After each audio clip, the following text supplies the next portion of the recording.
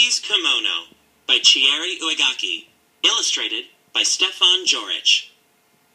Genre: realistic fiction has characters and events that are like people and events in real life. As you read, decide if any of the characters remind you of someone you know. How does this help you to better understand the story? Question of the week: how does culture influence the clothes we wear? Let's think about reading.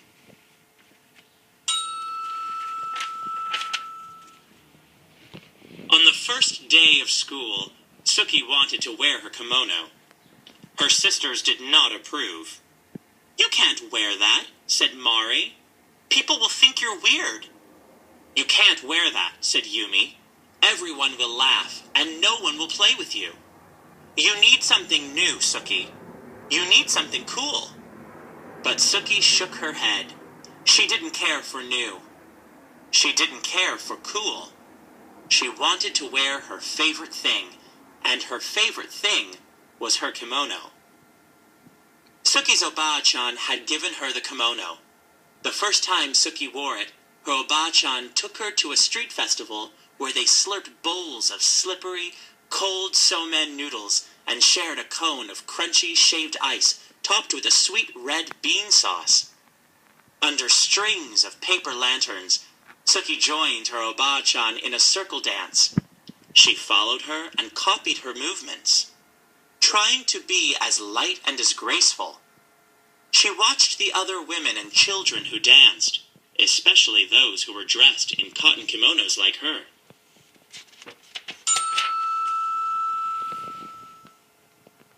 Later, Suki sat so close to the stage that when the taiko drummers performed, boom, boom, boom, boom, she felt like she'd swallowed a ball of thunder, and her whole insides quaked and quivered.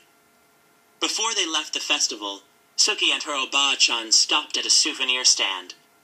There were many things to choose from, but her Oba-chan found the prettiest thing of all, a handkerchief of pale pink linen, decorated with tiny maple leaves and cherry blossoms.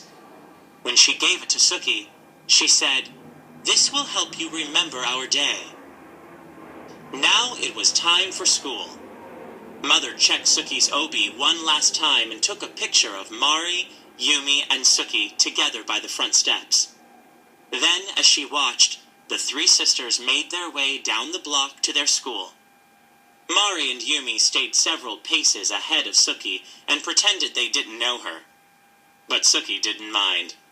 She turned and waved to her mother before she clip-clopped along in her shiny red gaita, feeling very pleased in her fan-patterned blue kimono.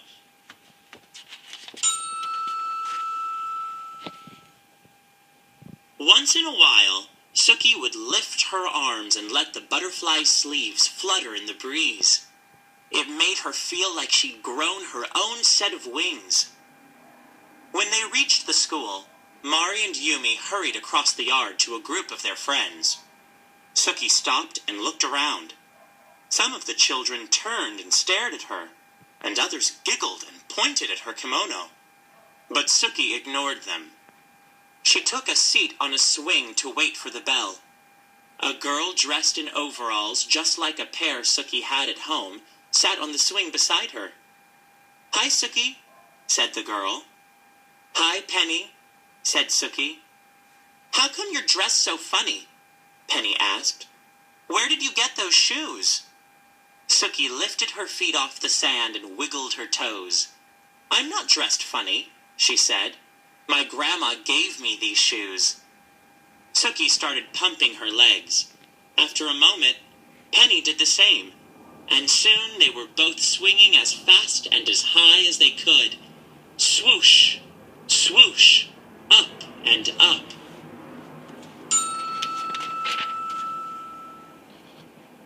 When the bell rang, Suki and Penny jumped off their swings and ran to the gym for the first day assembly. Once they were finally taken to their new classroom, Suki chose a desk near the window. Penny chose a desk next to Suki. As they waited for everyone to find a seat, two boys in front of Suki turned and snickered behind their hands. One of the boys reached over and snatched at Suki's sleeve. "Look at this," he said. "She's a bat." Suki felt her cheeks burn, but she did not respond. Instead, she concentrated on sitting up straight and tall, the way her Oba-chan always did. It was easy to do with an obi wrapped snug around her middle.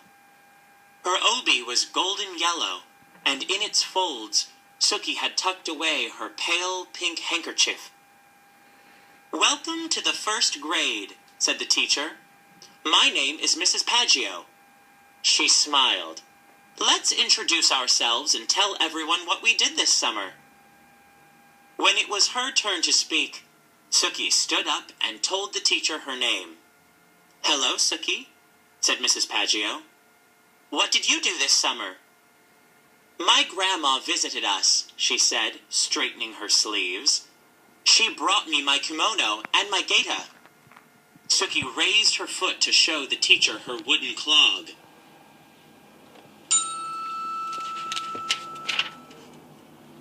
Somewhere in the classroom, someone laughed, but Suki took a deep breath and continued.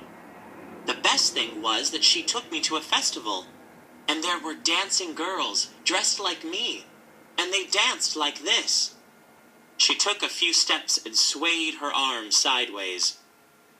"Look, now she's dancing," someone said, but Suki didn't hear. She hummed the music she remembered hearing at the festival.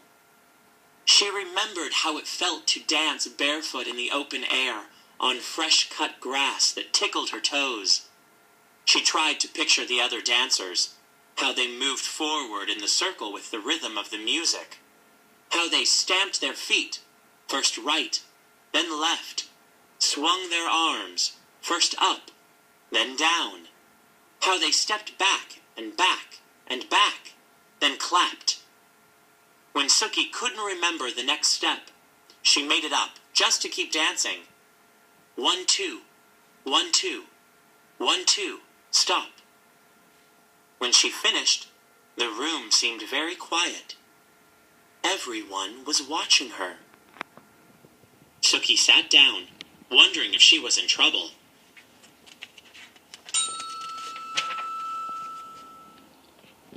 But Mrs. Paggio said, "That was wonderful, Suki," and she started to clap. Then, so did Penny. And after a moment, so did the entire class. After school, as the three sisters walked home together, Mari and Yumi grumbled about their first day. "No one even noticed my new sweater," said Mari. "No one even noticed my cool shoes," said Yumi. But Suki just smiled. As she clip-clopped along behind them, Suki pulled out the pale pink handkerchief from her obi and held it up over her head to catch the wind. And in her blue cotton kimono and in her shiny red gaita, Suki danced all the way home.